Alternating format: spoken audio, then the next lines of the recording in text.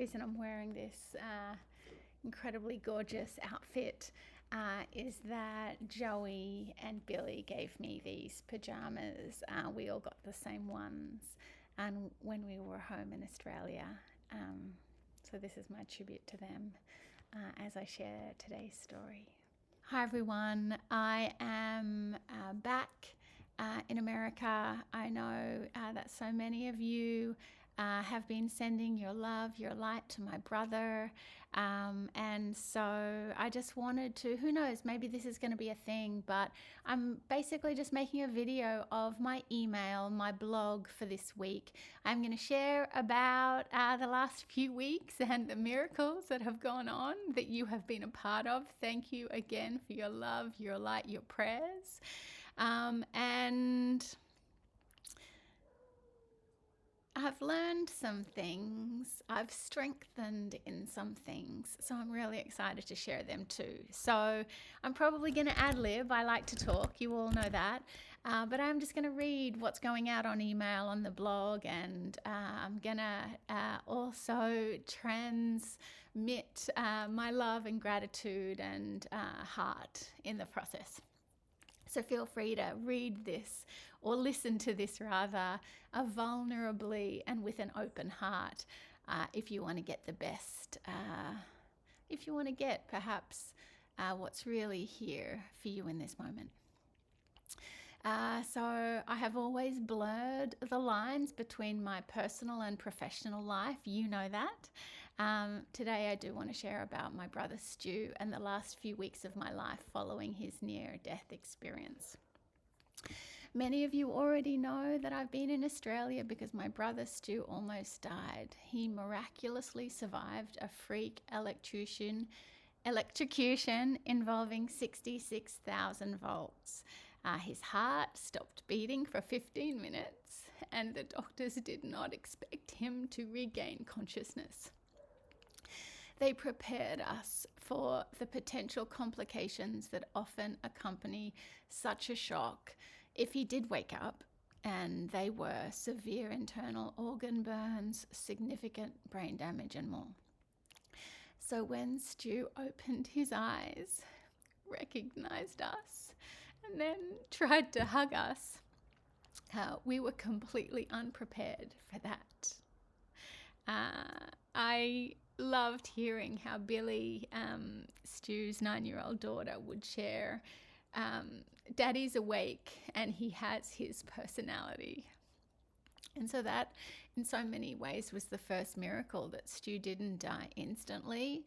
And each day that followed brought more miracles and more moments of awe and gratitude that I will never forget. Every day in the ICU, Stuart faced new problems from his brain, then his heart, burns, pneumonia, infections. But miraculously, each day, the challenges from the previous day were resolved. Fatal or fateful complications were continually cleared, and I want to add thanks to continued prayer, light, love, to the grace of God. And it was the fucking most intense roller coaster ride I have ever been on. It was also the most beautiful and touching and life-changing time. But it was also the most exhausting and traumatic time for me. So people asked, are you close with your brother? And I would respond something to the effect of, Stuart's not just my brother. He was my only family. When my mum died when I was 14 and he was 12, it was us. And he has been my rock and best friend ever since. So apart from COVID, the few years of COVID, I have had the profound blessing, and I'm just so grateful that I have been able to return to Australia every year to be either with Stu or then with Stu and Joe, and then with Stu, Joe and Billy and Buster, their kids, every year since I moved to California in 2005. So the very real possibility that Stu, my whole family, at some point, I've got lots more family now, but the fact that Stu might not wake up and that his wife and 2 kids might have to live life without their dad. Well, it shook me. It shook us all, and it did remind me of losing our mum to cancer 30 years ago. I don't go into this in my blog, but I'm going to segue in this moment to say that while I went to Australia for my brother, I think in some ways I went to Australia for his wife and one of my best friends, Joey, and their kids. Because as you'll find out as I keep reading, Stu's completely okay. He is so grateful and alive, and he did not go through in some ways the trauma that his wife went through, considering and bracing for many days that they may not have a dad and that life might look very, very different. So while as the sister, it was a tough time, but I feel so called to say that I'm so proud of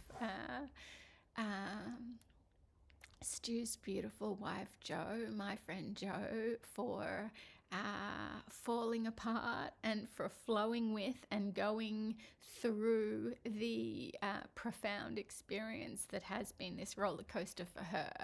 Yes, it's been tough for me, but I can't imagine what it would be like if my partner, if my whole family was being affected in this way. So just Joey, I'm so grateful we got to share this time together. We were close before, but it was magical. I love you so much. I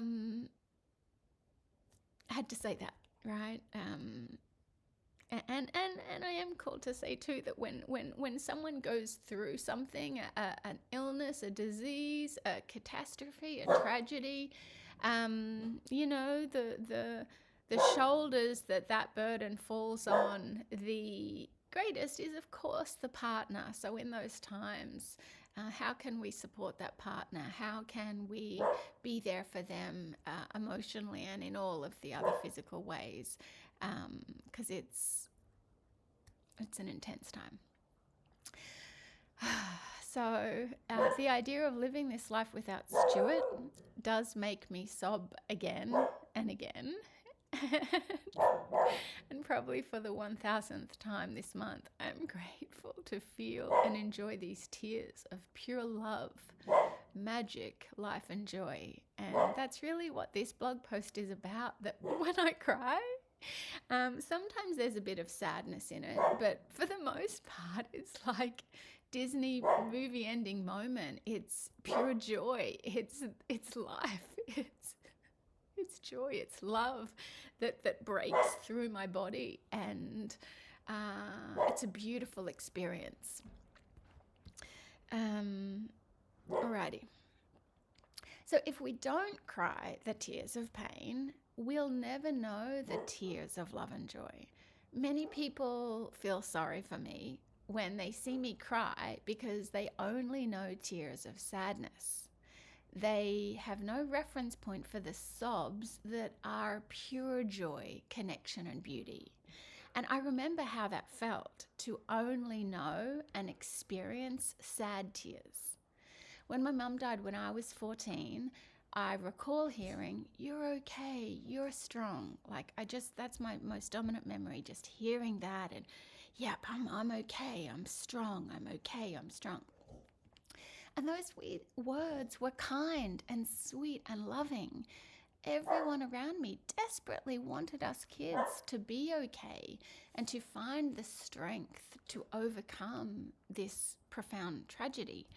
But unfortunately, like most of the world back then and still today, I observe. So, unfortunately, like most of the world, they didn't understand that to be truly okay in the long term, I needed to feel not okay and not strong in the short term. I do believe that we all need to understand that it's okay to feel and fall apart. And more than that, it's healthy and needed to feel and fall apart in these moments. It's healthy and it's healing to feel weak, to feel lost, out of control, and devastated. So, because I didn't really get that communication, and I just, rightly or wrongly, just internalized, I'm okay, I'm strong, that became my mantra. And my life became one of, I didn't cry and I didn't fall apart. It became the thread that held my entire life together. And I started to believe that it's better for everyone around me if I'm okay and I'm strong. No one wants to see me cry. No one can handle me if I fall apart. So I'm okay, I'm strong. Everyone's going to keep loving me. Life's going to be good. If I'm okay, I'm strong. So, of course, in order to do that, I had to really learn how to control my emotions and how to suppress my tears. I call it like turning off my tear tap. And I can even feel it, right? Can you relate? Do you know how to contract to control that area, like above, like your stomach, maybe around the solar plexus, but just to kind of, how it feels to me is just tightening down, like turning off that energy, turning off that connection, turning off those tears. Most of us learn this skill from a very young age, and I know this might sound extreme, but I genuinely believe it is one of the main reasons why many of us are not happy, because we are essentially turning off that connection to our life force, to our energy and motion, to our spirit. And this concept is also explained psychologically through modern science by my good friend, Dr. Gabor Mate. Not that he knows I'm his friend, but he's definitely my friend. Can you all see Fenix? I hope so. All humans have two basic needs psychologically, the need for authenticity and the need for connection. We have a need to be authentic, which means that to be honestly expressing our feelings and authentically, genuinely expressing our needs, what we need. And the other need that we have, the need for connection or attachment, we also need to feel loved. We also need to feel attached and taken care of and safe. So why do we need to feel and cry? Well, we need to feel and cry because that is our need for authenticity. And the challenge is that when our need for connection or attachment becomes more important than being true to ourselves, we often lead to a habit of hiding our emotions and our need to feel loved and cared for. So for me, when my mum passed away, it was crucial for me to genuinely express the pain and fear that I was experiencing. I really needed to be seen and heard and loved during those moments. And I needed, as a human being, to understand that I would still be loved even if I wasn't okay and even if I was weak, not strong. Like if I'm weak, that means I still get to be worthy of love. However, because I didn't receive that perhaps as much as I needed it, I learned to suppress this natural, healthy behavior of just simply being vulnerable. And so over the years, I became really fucking good at suppressing my tears and my authentic expression of emotion. You wouldn't know it now, right? I cry like a baby at the drop of a hat. And I do have to say that it is one of the things I am most proud of and most grateful for, this ongoing adventure of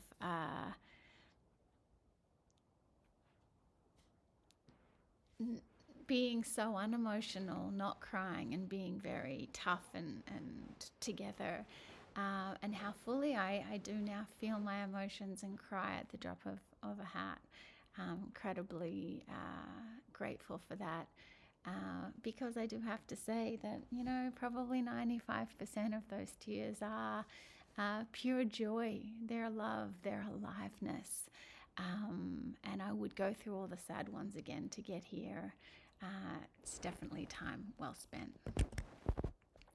So the next thing that I really want to say is that I don't believe that real love and real connection is made in moments of I'm okay and I'm strong.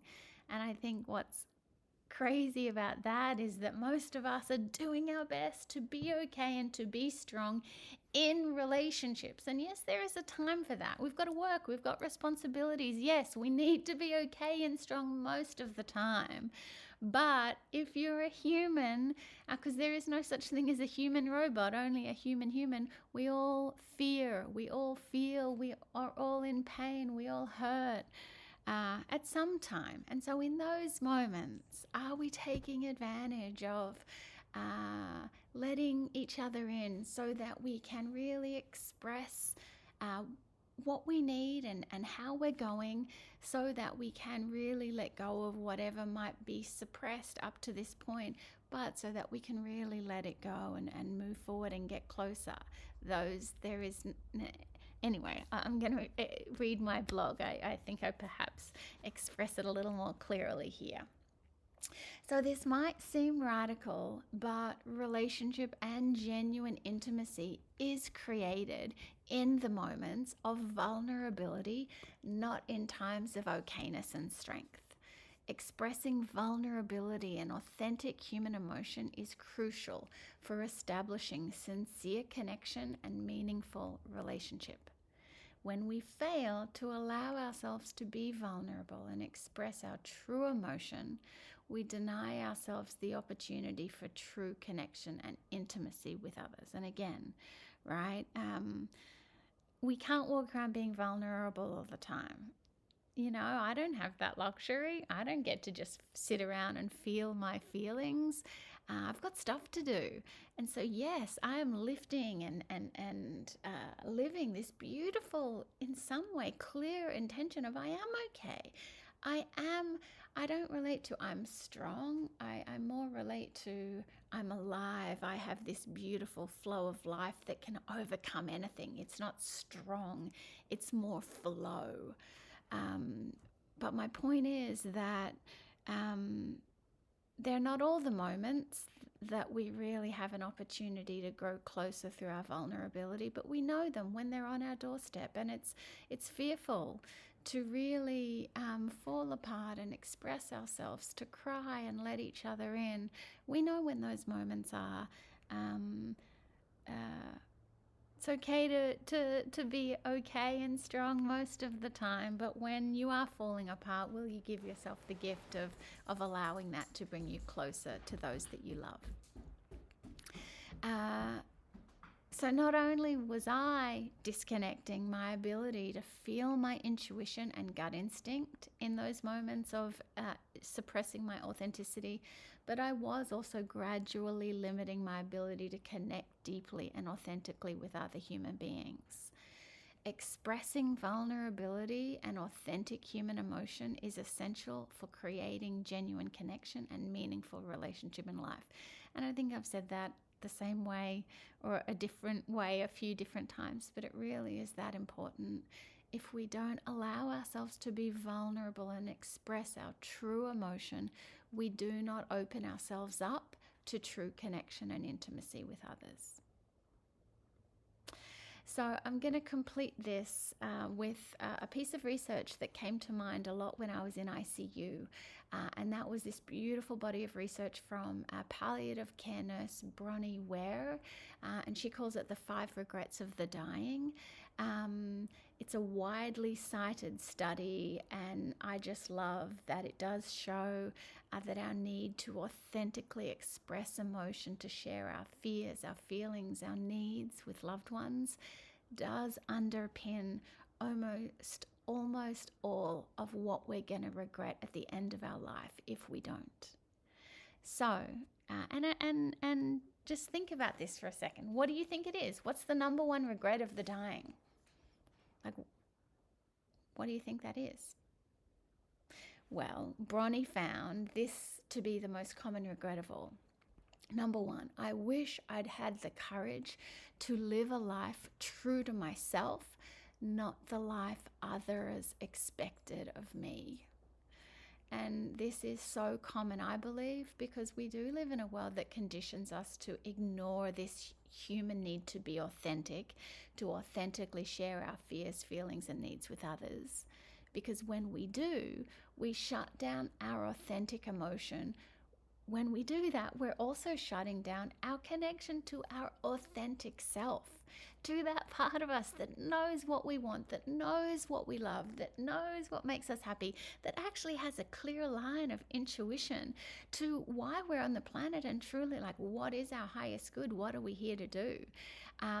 So this part of us, this authentic self, that does know intuitively and instinctively what makes us happy, what makes us alive, also actually, I believe, and experience has that connection to sourcing the courage, the energy to actually move on doing what we want, right? I really do believe that this connection to the authentic self brings in both clarity, really like what are those intuitive ideas, that clarity of what are we to do with these beautiful days of our life. But also, if we have that clarity, are we then able to move on it? Do we have the courage, not the confidence? I don't believe we need to have it all figured out and to feel confident about what we're doing, but we need to have the courage to dive off those cliffs of I'm called into this and this is what my heart's calling me to, and I know I'm going to be okay, right? Maybe not in the short term, but in the long term, this is where my heart's asking me to leap. So, number 2, what do you think is the second regret of the dying? Number 2, I wish I hadn't worked so hard. And Bronnie shares that wish came from every male patient in the study. They missed their children's youth and their partner's companionship. But this was also abundantly true for women in the study as well. So when we don't allow ourselves to sometimes be emotional and vulnerable and weak, we learn to always be strong and in control. We almost get addicted to holding all of life together. And we do that with our hard work and making money. I share a lot about my addiction to my job and making money, and my spiritual breakdown when I left my corporate career to do what I love. I was very attached, very addicted to holding it all together, working hard and making a crap load of money, thinking that that's what would make me happy and that's what would give me the safety and security that I needed. It didn't, just made me incredibly empty and incredibly unhappy. I do believe that when we follow our heart and vulnerably take some risks, really live a life that lights us up, there is greater money, greater security that does come with that. Not always, but definitely greater fulfillment, greater joy, greater love, 100%. Number 3, what do you think? Third regret of the dying. I wish I'd had the courage to express my feelings, and this may be the one that underpins the rest of them. Bonnie reported, so this is Bonnie speaking now, many people suppress their feelings in order to keep peace with others. So let's just all take a baby moment and just reflect on the ways that we do that at work, with our family, with our friends. And some of that will be an intuitive higher calling to not have our say, to not share in order to keep peace. But are there times perhaps when we are not courageously expressing our truth and our messy, magical vulnerability, just to keep the peace, right? Sometimes conflict and really addressing some of the deep festering aspects in relationships does create a rocky road, but in my experience it's always going to lead to greater closeness in the end, even if it's only greater closeness within. Bronnie also goes on to say, as a result, they settled for a mediocre existence and never became who they were truly capable of becoming. That's really quite shocking to take in, that, of all the people that she studied while dying, that they were aware, that she observed, that their inability to express their feelings led to a more mediocre existence, where they didn't really become who they knew they were capable of becoming. She also went on to say that many developed illnesses relating to the bitterness and resentment they carried as a result. And I think we can all relate to that in some way. So, fourth wish of the dying, or regret rather, I wish I had stayed in touch with my friends. And this one is the one that hits home for me personally. I don't make a lot of time for my friends, and I do hear that call within, and so I'm compassionately moving on that intention this year as we step into 2024. Number 5, I wish that I had let myself be happier. And I think the irony of this one is that we actually psychologically now know that we can't feel happy without feeling sad. If we don't allow that connection with our energetic emotional body, i.e. we don't feel our fears, our feelings, our pain, our negative emotions, we also can't feel happy, joy, all the wonderful positive emotions, calm, safe, connected. And Brené Brown has abundantly shared for so many years now that if we do learn to numb those hard and painful feelings, turn off that tap, we can't help but become numb to the positive and happy emotions that we so desperately and are here to feel. I will just complete with this one beautiful quote from Brené Brown. Vulnerability is the birthplace of love, of belonging, of joy, of courage, empathy, and creativity. It is the source of hope, empathy, accountability, and authenticity.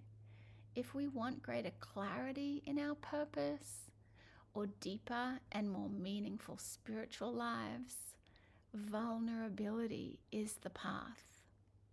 So together, if you're here on this very messy, very magical Allowing.Love adventure with me, I have no doubt that you are also called into this path of vulnerability, and I can't wait to continue doing it together in 2024.